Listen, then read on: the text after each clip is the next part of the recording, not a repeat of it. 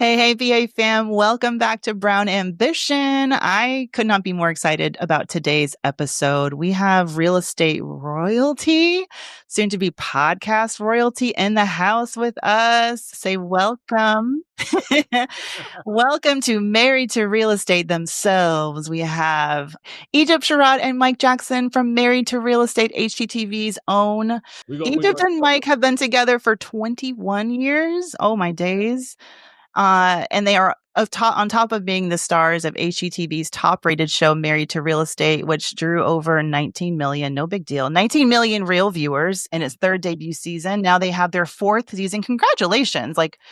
Listen, one season is all people can usually hope for. And it feels like, especially people who look like us, getting a season on a prominent network, they'll be looking for reasons to cancel anything, I feel like, these days. You're also crowned the winners of season 3 of HGTV's flagship competition design show, Rock the Block. And you have a successful brand new podcast, which is a little bit different, but having been married for 21 years, I know y'all have gems on gems on gems to offer. So BA fam, you got to check out their podcast, Marriage and Money. As parents of 3 daughters, this couple is at the forefront of authentic messaging about generational wealth and life planning. In other words, you're King and Queen Brown Ambition. Welcome. Hey, we like that. I'll take that. All right. I look queenish. Yeah. I agree. Those braids are everything. Right? So Mandy, braids were new for me a couple months ago. I had never in all of my 40-something years been able to sit still for braids because you know how long they take.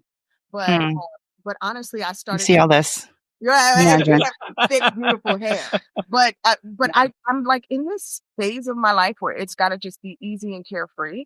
So if I just can sit my tail still for a good 7 hours, she can put these in. And honestly, these are staying like 2-3 months. So I love it. I love it too. And I'm getting a lot of compliments on it. Folks say it makes me look younger. And you can do an updo. It can be very regal. If it's good enough for Michelle Obama, I'm done. She has not. This is style I created for myself. Watch this. I did this on what cover? It was Sherrod magazine, right? Now you know that those listening on audio don't know what you're doing. Wait. We'll be on video. Don't you worry. BA fam on YouTube. Look, zoom in. Look at this. Look at this vibe. You see this? Okay. Oh, isn't that sexy? I love this. Yeah. If you like it, I love it. I showed her how to do that. Did you? Right there. So tell me about your hair care routine, Mr. Mike. Go for it. Hair routine, sir. Well, so all right. So it's funny that you say that. I used to be a barber. Okay. Oh, really? Okay. I still, my cousin's here every now and then, and Uncle Mark's here on the show. So let's not go there. Don't play. She said, "What's your routine?" That's all she asked. I shape it up. I cut the salt and pepper is it just there, or do you add a little something? This is my opportunity to just kind of point out as women how much we have to do to get ready. It's not right. We have to start 2 days ahead of time. They shower, lotion, and shave, and they're out the door. And then want to know why we're taking so long. Yeah. So yeah. And in 20 years of marriage, you still ask her why she's taking so long? I don't. Yes, it does. 3 daughters. Yes. 3 daughters. What are their ages? What's the age range? 23, 13, and 6. Mm-hmm. Stop. Yes. You're talking about I'm tired. Well, no, that's a huge age range. I've asked myself a few times if the decision should have been to have them all within a window and be done. Yeah. Because each time you got comfortable enough, you forgot probably how, and then you went and did it again. And that's what I'm afraid is going to happen. The only thing I regret is my waistline, because after the last one, I was 42 when I had her. So after the last one, I didn't have that snapback that I had when I had our middle baby. Nothing snapback, nothing at all. It didn't happen for me. I was waiting. So that would be my only regret. But what I do love is they each had their own time. Do you know what I mean? They really had years to just be the star.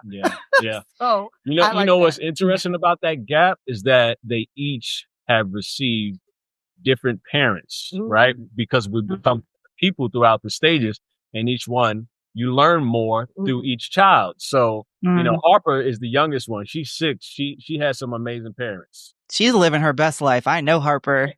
She's one of those kids who eat sushi, isn't she? No. No? Okay. Kendall got the parents that were working it out, trying to figure it out. Wait, what's the eldest called? Simone is the oldest. Oh, poor Simone. I know how Simone feels. When I went to college, my little brother was a king. He had a flat screen TV. He got the hand-me-down king bed. Meanwhile, I slept on a futon all through high school, folded up because there wasn't enough space. Anyway, Simone, I see you. She's doing good though. She graduated college, magna cum laude, and she's worked in the fashion industry, which was her dream. Yep. So she has no complaints. But the only time we hear from her is when rent is due. When she wants some money for something, she wants to travel. Otherwise it's like, I don't think I'm coming home for Thanksgiving. I have a life now. But that's the dream, right? Like you're sort of living my ambition as a mother, right? It's to create that generational wealth. And that's what it can look like. It's no stress about rent. How do you guys balance that? I mean, I don't know much about your upbringing, but how do you think about your children's relationship to money and what you want to offer them and, still make sure that they're well-rounded and can fend for themselves? You want to answer that first? Well, I'll say this, it becomes a tug of war. We don't let them just have any and everything they want. However, there are points where they were like, okay, well, I'll just play you against each other. I won't let mom know or dad know. And I kind of will get what I want. Right. But we are instilling in them that it's not just money, money, money, money. It's about earning. It's about learning. It's about understanding. It's a tool. Not just something that's willy-nilly you go work, go spending however you want to. Work for you. Here's what I'll say, Mandy. When I grew up, my parents and my grandparents' generation believed in hard work, right? It was sort of like, you work hard and you'll have the things, but you got to put in your years and you got to pay your dues. And, at first, our thought is to pass that down. But I actually stand here saying the antithesis of it. Instead of working hard, work smart. You should not take 30 years to do what we can do in 30 days now. There's a lot more information being shared out there, wisdom, knowledge. This generation, we've had the opportunity to plan forward for our kids. This generation for our family is going to be the first generation of trust fund babies. I didn't have that. Many of us didn't have. We didn't even know what that was. We wouldn't even trust you with our funds. So, but the trust fund was under the mattress. Good luck. Hope something's left. You learn more. You know better. You do better. And but still, we're not raising spoiled, rotten kids. We want them to still understand the value of hard work, know how to do for themselves. But more importantly, the difference now is teaching them what they'll never learn in school. How to make their money work for them and make it last for generations. Right. Enough about them kids. I want to hear about marriage. Kids get all the attention. I have a 5-year-old and a 2-year-old, and I am at that stage where it's like the marriage is like, where? I mean, it's so hard. At the end of the day, the way that we are physically exhausted, and I live in New York. I'm from Georgia. My family is all over the country. I don't have a family village. I have neighbors that I have worked so hard to. I live in the suburbs, and during the pandemic, I was like, I'm going to get to know everybody because I need help. And those relationships have served me so well. But still, I'm running a couple businesses. My husband works in the city. And at the end of the night, it's just like, you good? You surviving? I'll see you in the morning for like 5 minutes. I know it won't be like this forever, but did y'all experience times like that throughout your marriage? And like, how did you find time to reconnect, and how do you prioritize yourselves? First thing I'll say is, so you said you're from Georgia and you live in New York, and we're essentially from the New York area, living in Georgia. No, y'all in Atlanta, everyone went to Atlanta. I got to get back there. Yeah. Passing ships in the night like roommates, didn't we? We've been there, man. Oh yeah, I'm in that stage. That one, I like that. But one of the things that we, pride ourselves on is we're in a space now to where we know the importance of not just being partners in business, not just being business owners, but understanding that if we don't work, nothing else is going to work, right? You can do all of this and then you never see each other. And that goes outside of an order, right? For those that may be Christian based, in order, they align God, the man, the wife, the family, etc. So we continue to date continuously. If it's not night, it's going to be day. If it's not day, it's going to be an hour. We continue to get our time as husband and wife, boyfriend and girlfriend, to make sure everything else flows Just my fluidly. boyfriend right here. Don't advise you, Mandy. Yeah. Make sure y'all don't get so lost in the work that you no longer like each other. Okay? And that's one of the things we make that sure we no longer like each other like all the time. We cannot like each other sometimes. Well, you got to give me something. Well, here's what I say. At least an hour a day. But the reality is, I think where marriages start to suffer, right, is where the kids become all the priority, business becomes a priority, everybody else comes first, and you happen to meet up in bed for a little rat-tat-tat. You happen to. If you're lucky, and I haven't put my bonnet on yet. You don't let it get there. You have to, the same way we schedule and prioritize everything else, you have to prioritize the relationship as well. Often, especially if you've been together as long as we have, 21 years, you have to re-meet one another. Something he is not the same man that I married. Sorry, my Siri really liked what you said and wanted to chime in. What did you say? Something went wrong. Try again. It went wrong. Try again. That's pretty apt for my situation. Yeah, go ahead. But yeah, you just, to re-meet one another. Yeah. We did have a point in our marriage where we talked about divorce. This was, what was that, about 7 years ago? 7, 8 years, around there. 8 years ago. Because we had it backwards. We were just building businesses. I was at a stage where I wanted another baby. He didn't necessarily want another baby. So we had different priorities. We didn't have the support that we put in place now. And it was a scary ride. I also, was being a little selfish. I'm gonna be honest with you, because I was building, not thinking that if I'm free to build, who's watching the baby? He's watching the baby trying to build too. Right. And so, so we went to therapy for a period of time, and the therapist essentially kicked us out of her office. Why? Because she was like, y'all are fine. Get out of here. No, just opposite. She was like, y'all do not belong together. Ah. It's like, you're the worst. Well, because we didn't talk at home about our gripes for fear of offending the other person. So then, folks, when they get to therapy, you just want to let it all out. And we let it all out. And she's like, oh my God. And you don't belong together. And I looked at her, I was like, you don't belong in this business. You're not supposed to say that. Jesus. Yeah. But it worked actually for us. Because we realized, like, you can't tell us that. We're fighting for our marriage, And it actually reinforced, right? Yeah. It reinforced our relationship. Yeah. In addition to that, I would say also, with regard to how do we make it all work, there's no competition here, right? We lean into each other's strengths. And, she said, I was at home with the kids at times, and I didn't mind that. However, there may be times where certain men feel uncomfortable, or they feel less of a man because they're like, I feel I need to be making more money, or I should be the breadwinner at this point in my life. However, or the roles may change, and she's like, I didn't sign up to be a stay-at-home mom. We understand that this works for us, right? It doesn't matter what society says or what any relationship book may say. This works for us. There's no competition. There's no egos. We know each other's strengths. When I'm weak, she's strong, and vice versa. And we own that. We own it for our relationship. First of all, I want to say thank you so much. I feel like conversations like this for someone like me who wants to have a lasting relationship and marriage, not because I'm sold on the fantasy of it, but because I genuinely, I'm a journalist by trade. I'm writing a book right now called Brown Ambition. I know what happens to kids who grow up in an environment where they see examples of good relationships. I won't even put like the marriage label on it. So I'm striving for that. I'm striving to raise my kids in that kind of environment. But with that does come these moments. And I'm just really grateful to y'all for going there. I think Michelle Obama, like, she broke the internet when she talked about the 10 years. She didn't even like Barack.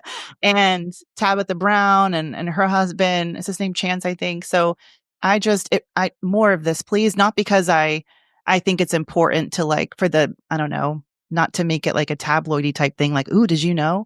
But genuinely, how did you work through it? And what really resonated with me as I'm listening to y'all is the lack of saying what's on our minds to not offend, to not create conflict. And one of the hardest challenges has been to trust each other with conflict and to realize that that not telling the truth is like saying that you don't trust me with your truth. And that's like an unhealthy, state of your relationship. And that's been a huge game changer. It's been a really tough year. And I feel like when that clicked, and we could be more honest. I felt that deeply. Thank you. It kind of opened up Pandora's box just with that statement, because there's so much to unpack in that. So for instance, I know one of the things in relationships in general, not just, platonic or, marriages, etc., but when someone is speaking, how are they speaking to you? Right? Mm-hmm. Are they speaking with you? Are they speaking at you? Or are they speaking to you? It's not what you say. It's how you say it a lot in relationships that can deter someone from ever opening up again. And, on the flip side, you hear a lot of men say, for the most part, is that they'll clam up, they'll shell up, because the moment I did try to open up to you, you belittled me or you said something that I just didn't like. It was wrong. You approached it wrong. So now they just never open up, and that can go both ways. Right. Mm-hmm. So when relationships, again, I think one of the big things is not just what you say, but how you say it as well. And I'll also add to that, when your significant other stops communicating and stops talking is when you're in trouble. Mm-hmm. Even if y'all are screaming to the top of your lungs, it might seem toxic, but at the very least, you know that the other still cares enough to exert the energy to fight for it, to try and fight for it, right? When they just say, this is why I pick fights. I'm like, and you're like, but you still love him. Yeah. And he's like, and I'm like, oh, never mind. He's like, what? Why are you arguing about who left the milk out overnight? I'm like, I don't know. Just need a little touch base. Like, okay, now I feel good. That was foreplay. Bye. No, I think for us though, like truly, Mandy, we had gotten to this place. When our middle baby was 2 weeks old, we moved to Atlanta. So whole different city, no tribe, didn't know anybody, trying to establish ourselves, build businesses. I also had a radio show at that point.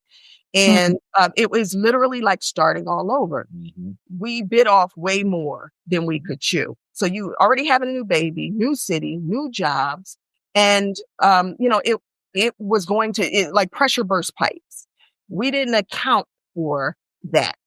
And I also was moving so fast, just trying to do that I never turned to say, Mike, are you okay? Mm-hmm. How are you feeling? Like, how has you been taking the brunt of dealing with the baby, or how's that taking a toll on you? Right. He also was a business owner up in New York, New Jersey, and he closed that business to start all over down here. And is that right? Right. I thought he was okay, and he wasn't okay. So when we ignore the writing on the wall, when we don't do check-ins with one another, is essentially where resentments build. Yeah. Isn't it hard to, when you think about I always say like women of our generation, millennial. I don't know. I'm not gonna. You look like you could be a Gen Z. Millennial. I'll go with. Yeah, zillennial even. We'll go with the zillennial.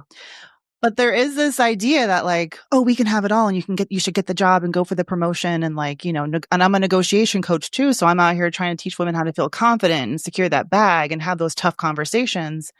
And at the same time, and people don't necessarily, especially if I'm being heteronormative here. So I know that there's different dynamics and other types of relationships, but in a woman, man, those two gender identities.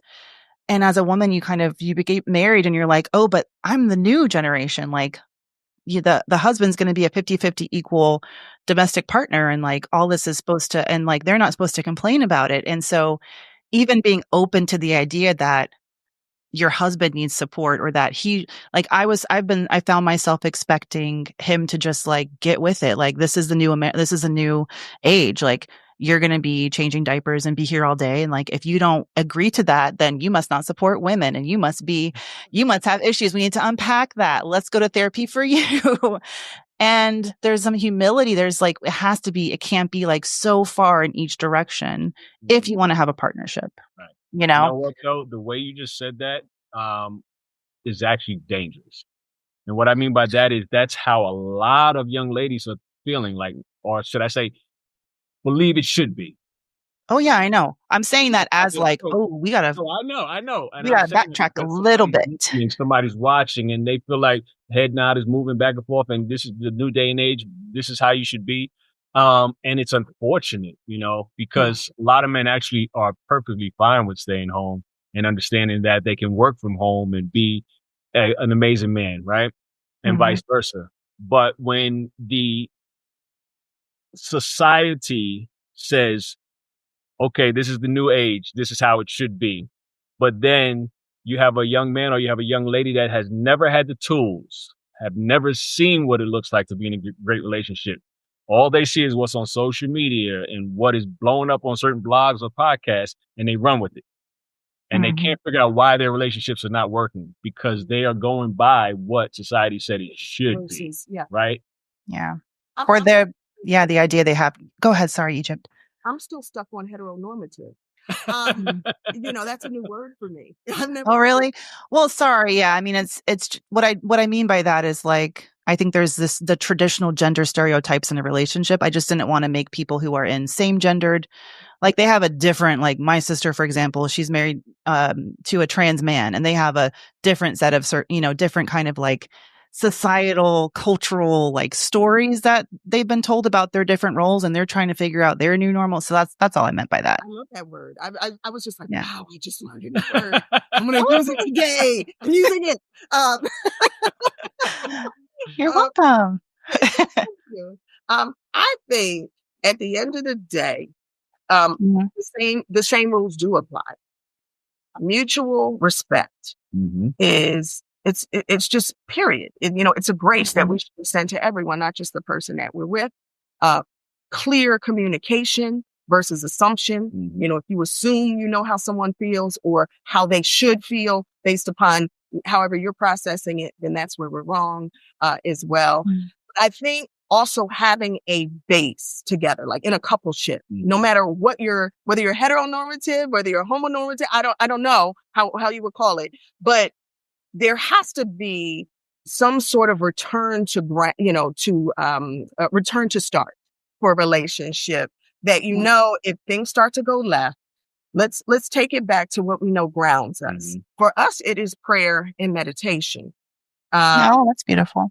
It really is. One of the things that I loved about him when we were dating is, I'm a praying woman. And when I would drop down on my knees, he'd get behind me, wrap his arms around me, put his hands over mine and cover me. To me, just the symbolism, that's, can we get a painting in the Louvre? But maybe that's not for everybody. I don't care if yours is going to the gym. For some people, it's like it grounds them, it centers them. It's just going to the gym and working out. But whatever that home base is for your relationship, don't make it so long before you return to it. Right. Make sure you revisit what got you guys together in the first place. Oh, that's sweet. I hadn't put a name on that, but for us, it's walking, taking a little walk in nature. It's usually how we get back. Okay, I could talk to y'all about that forever. I'm assuming, when's the book coming out? Are you going to have a marriage book? It's in the works, isn't it? Well, you know what? We don't claim to be experts in any category. You ain't got to be an expert. You can do whatever you want. Write a book. Exactly. But I love the stories. I think you got so much to teach. Grabs onto it and thinks that. We express that on our podcast, but we do have a lot of experience in certain things and have had some experiences that we definitely would love to share. Okay. Got it. Now, HGTV and y'all starting your businesses together. When did that merger kind of happen? Were you doing your own thing, Egypt, and then you, Mike, doing your own thing? When did y'all decide, let's go into this together? It started during COVID. I think COVID was, it was a redefinition period for a lot of people because we were trying to get used to the new normal. Working from the kitchen counter, trying to run your business and still earn money or be the school teacher. Oh my God. You didn't have your kids during COVID, did you? I had one baby. Yeah. I had a newborn. Oh my gosh. Just a whole new appreciation for teachers though. Yes. And when thank God I didn't have to, he wasn't virtual homeschooled. That's so tough. We did that. And so, that for us, we had to, again, out with the old rules. Let's figure out how we can survive. And we really wound up liking the new definition of our marriage because we were running our respective businesses from the kitchen island while breakfast was being made, while one of us was teaching the other, while we're, playing match with the other one at the end of the It was a lot happening. But we were running separate businesses. Yeah. And the reason we kept them separate is because we were married, and it's like too much is, if a good thing can be a bad thing. So you run your business, I'm going to run mine. But as we started filming just what was happening around our house, he was doing this on his cell phone. We realized how much we were working against one another. Literally, I was sending business to other contractors. He was sending business to other realtors and designers, all for the sake of trying to keep a safe space for our marriage. When we realized, really what it is if we set rules, we can do so much better together. You're doing great on your own, so am I, but we can do so much better together. So it was during those COVID years that here it is right here. You want one that's going to be controversial? During the COVID please. Yes, please. Yes, give me an exclusive. This is not an exclusive, but it is going to be controversial. We decided that we would return to what our grandparents did, sleeping in separate bedrooms and separate beds. And for some, we had some people say, "Oh, that's the kiss of death." Oh, yeah. Bedrooms. No, I thought as if your butts didn't touch when you were sleeping. That's the Steve Harvey thing. That is just nonsense. Go ahead.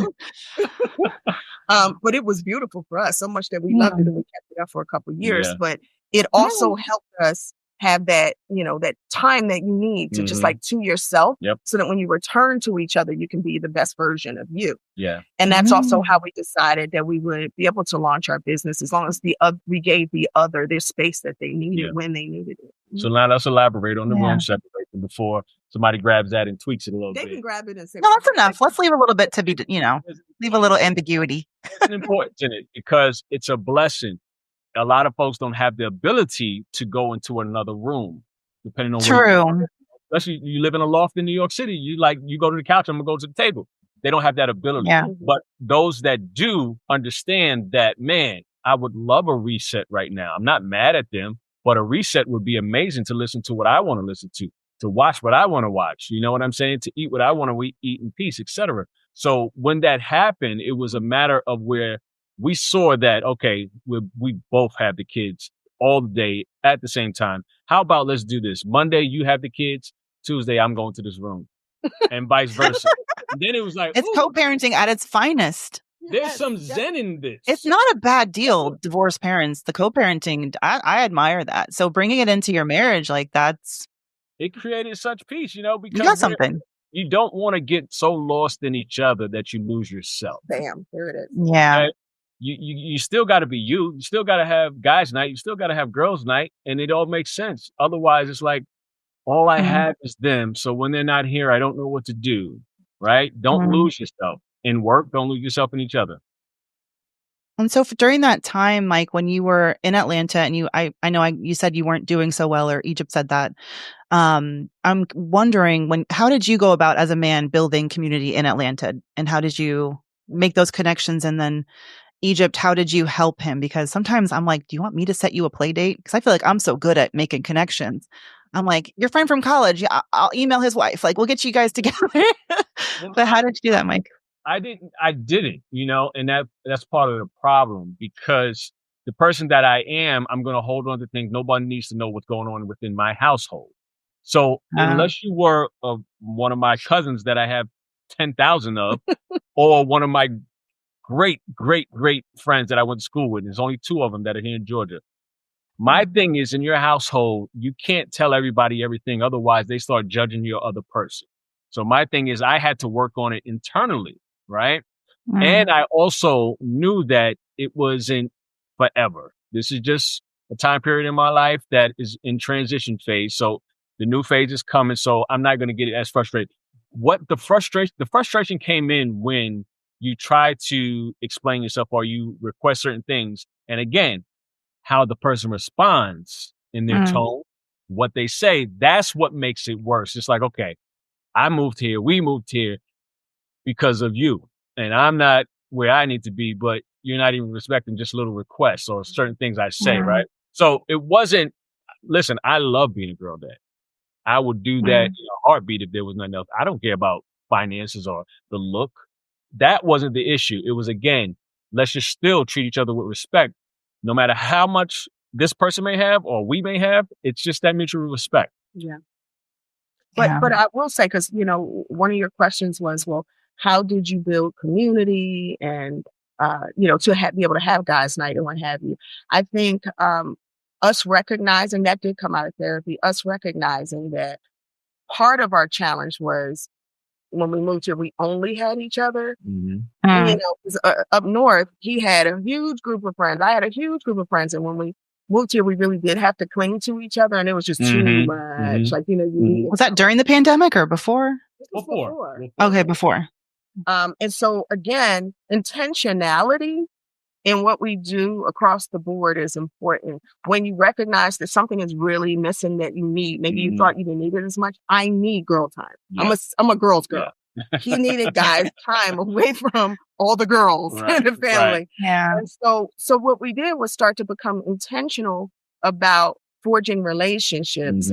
That's one of the ways that our podcast came together, because we realized, all right, we need to do 8 nights with couples. So let's create this podcast where we can invite couples who are doing it successfully, or those who've been through something, so they can teach us how to get through things, or other couples who are dealing with having 3 kids and businesses, so we can build relationships. And it really has done exactly what we carved for it to do, because we now have a lot of couple friends. Yeah. And he'll have his guys' nights. A big part of it was, you said, Egypt, how do you support that? I don't make him feel guilty about it. You know what I'm talking about? We're like, you just gonna go out? Oh, you just gonna go hang with the guys? Oh, you just gonna leave? Yeah.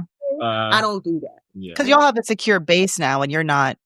I think sometimes it's not that you're doing something else. It's just like, but you haven't filled this cup, and then you're gonna, and I think, it's I'm so glad to hear some of the themes that we've talked about. It gives me a lot of confidence in my relationship and some of the changes that we've been making. It gives me like hope. It also reminds me to what you said, this mantra that I have is like, this is a phase. It will not be forever. My son doesn't want to wear pants in the morning. He sent him to school with no pants. As my 2-year-old, not the 5-year-old. And normally I would be like screaming, like, put your pants on. He'd be screaming. I'm just like, you know what? You want to rock with no pants? Here's a pretzel rod. Like, here's some orange juice. Like, it's fine. Daycare, I pay them enough. They can put your pants on, And same with and that's just been really freeing for me. And it's nice to hear that. That's been helpful for y'all as well. Okay. So the podcast, is this your first season doing it? So we're going into our second season. This is your second season. Okay.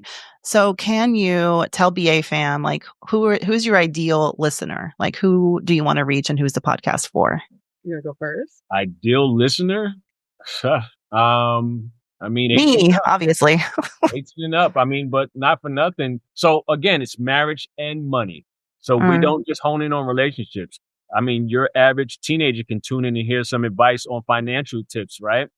So I would say everyone just tune in and get from it whatever you think is good for you. Yeah, we have married people listen and just kind of chime in or ask questions, or they've sent us letters just saying, oh my God, you are me and I am you. Yeah. And how you dealt with that and how transparent you guys were about that really helped me figure out where I am. But we've also had a lot of single people say, I watch because I recognize I have to become the man to marry the woman that I want, or I have to do myself as a woman to attract the type of man that I want. And so, what do they say? Being in the room is half the battle. So watching the podcast is half the battle, to understanding the psychology of your mate or your future mate. If we just seek to understand instead of be heard. So it's fun. Ours is fun. Trust me. Like, hats off. It's fun. You're gonna learn a lot. You're gonna laugh a lot, and it's a side of us you won't get from TV. And that's another part of why we created the podcast, right? Because we knew there was a certain audience we weren't touching that needed to hear the other side. You get the HGTV side, but you also get a whole nother side that you do not see on HGTV. Because they edit it out. Yeah.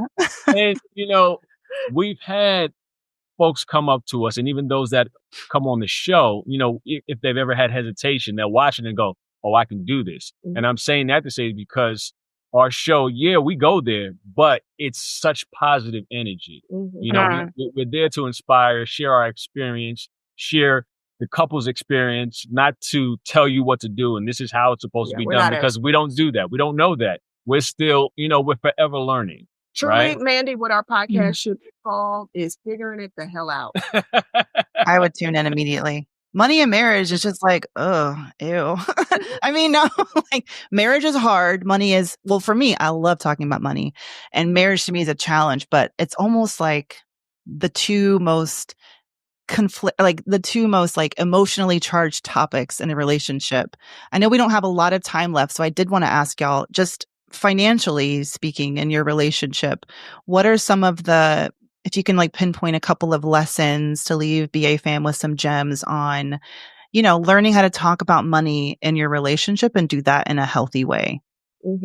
Well, so money can be a love language to some, but it can also be the kiss of death for others. You have to understand how the other person grew up, right? And so some folks grow up where their family just doesn't talk money because it's a stressor or because they don't have any. So don't ask me about it, don't talk to me about it. I owe everybody.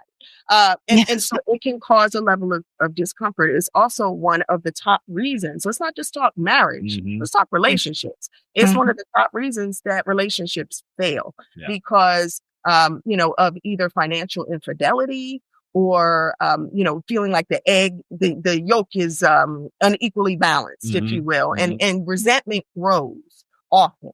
So for us, it's about developing a love language that's comfortable for everyone around money so that you can grow together. So what does that look like? I'm talking like Bitcoin or like, do you just mean do you guys have scheduled time to discuss, Yes, we call it, taking a seat at the table. So in our house, we, in our kitchen, we got this great big table and all the bills will just be laid out. Our financial plan will be laid out, whatever. We try to bring it to the table when one of us has a concern or has made an expenditure or done something the other questions. But we compartmentalize our lives in this way so that we know that when we show up to the table, this is what we're talking about. The conversation might get a little bit uncomfortable, but that's what we bring it to the table for. But then any other time, we're not talking about that. Why? Because, we don't need to talk money all the time. But we do need to be on the same page. If one of us passes away, what is the other one going to do? Have we made provision? Do we have instruction? Have we thought about that? If both of us leave this earth, what happens to our kids? These are the conversations people are often not comfortable with having with the other, just because it just feels very, but you have to have. At the end of the night, it's like, I'd much rather just sit down and binge watch old episodes of Living Single with you than sit here.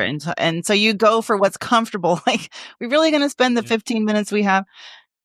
It's a discipline. Comfortable with making more money, saving more money, or financially planning for the security of your family. Look, we're not financial advisors either, but as a matter of fact, I grew up, my early part of my life, we were on welfare. I'm from, my mom was 18 when she had me, 19 when she had my sister. And so if I can do it, if he can do it, he grew up with a single mom, no father, he also grew up in the projects. If he can do it, if we can do this, then anyone can. And it really is not rocket science.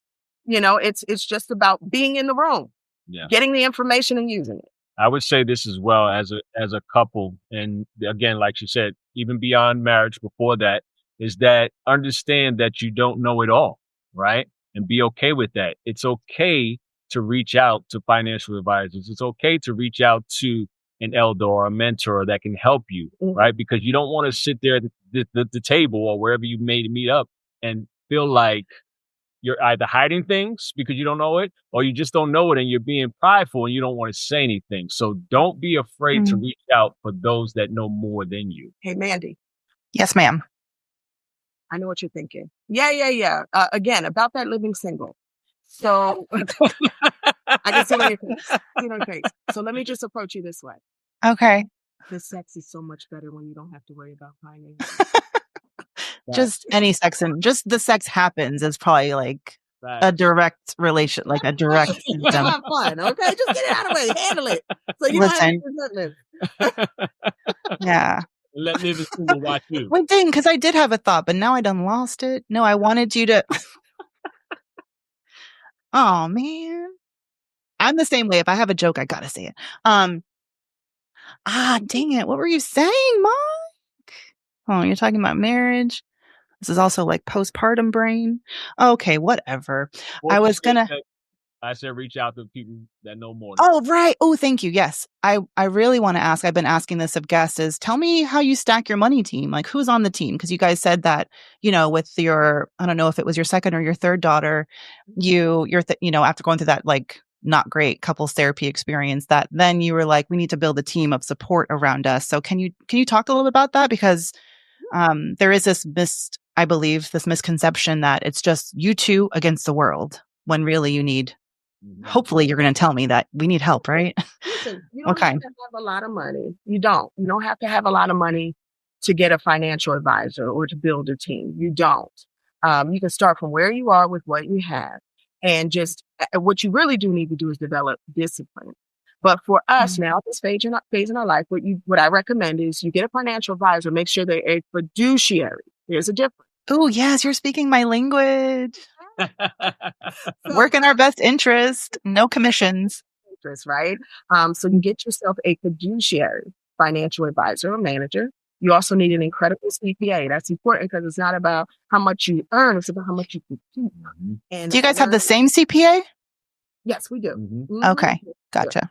And so, having a CPA that can help you leverage and keep and, use tax havens, legal ways that the rich are not, you want to know that even if you only make $20, how you keep the whole $20? When you hear about people who don't pay taxes, it's not that they're skirting it, but there literally are legal things and legal ways and tax havens that'll help you keep more money in your pocket. Yep. The other thing is using insurance as a tool to grow wealth. Just because you don't have $1 million in your life doesn't mean that you can't ensure that if you need, that your significant other or your children don't have it, when you're gone. Just don't tell them that you're better off dead. And then. So life insurance. Okay. Gotcha. Okay. Build team, build your financial dream team, if you will. But those are just 3 to have on your team: a good insurance person, a great CPA, and a good fiduciary.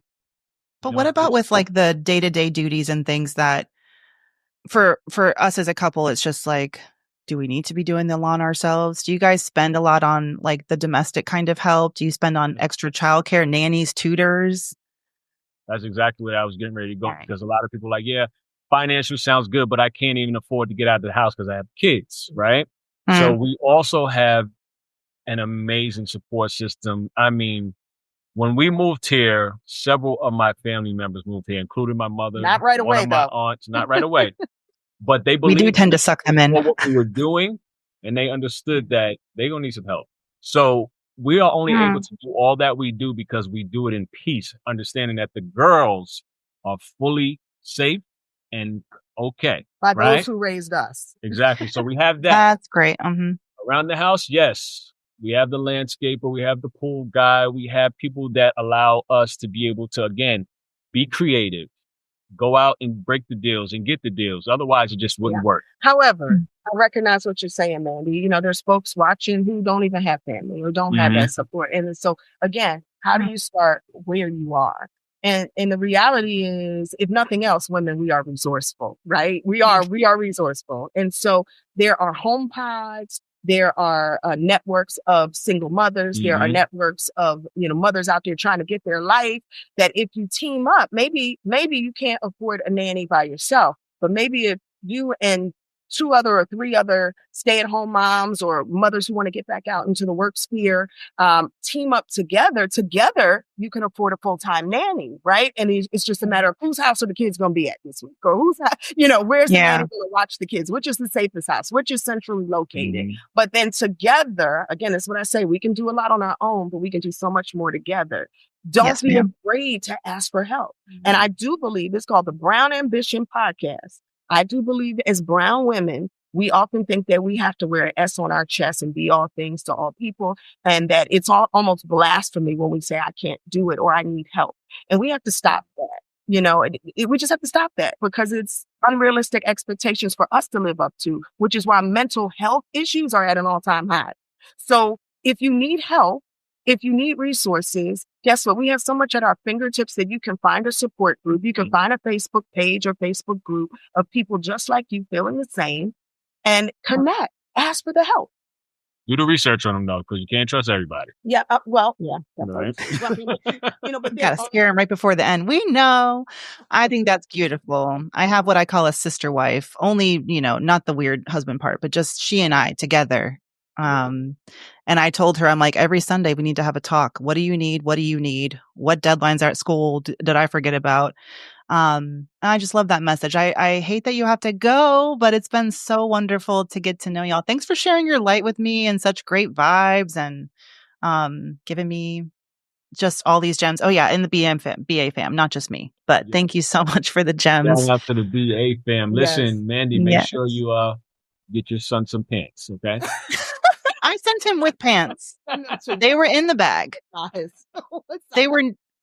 I had an idea, I had ideas of clothing for him. Like just yeah. It's fine. Where can people find y'all? Where can we listen to? I'm assuming Marriage and Money is wherever you can get your podcast, including this one. If you're listening to BA, just go ahead, click over, download their show. Make sure you follow it, leave a review, right? Yeah. And you can I know how it is. Look up our Egypt and Mike page on YouTube, all things Egypt and Mike. Wednesday nights, 8 Eastern, 7 Central. You can watch Married to Real Estate. You can also stream it, stream on Max as well. And then Indigo Road, our home furnishing line, you'll see it in stores. Next month, we're going to be in more than 300 JCPenney's, Macy's. Stop, really? We didn't even talk. Congratulations. Send you some Indigo Road stuff. Go on our site and pick out what you want. I love that name, Indigo Road. We could have talked for hours. You got to come back. Will you come back? I just signed with iHeart and they have a studio in New York and Atlanta. So maybe the next time I'm in Atlanta. You'll come see her, okay, in person. Thank you. All right. Thank y'all so much. Cornrow your hair. We're gonna do it. Will you? You can do that? What? I used to sit on the stoop and make extra money. That was my first real business. Cornrow hair. That's so sweet. Thank you. I'm gonna take you up on that. Don't be surprised. Knock knock. Do a live episode like that. That would be amazing. Okay, y'all gotta go. You're busy.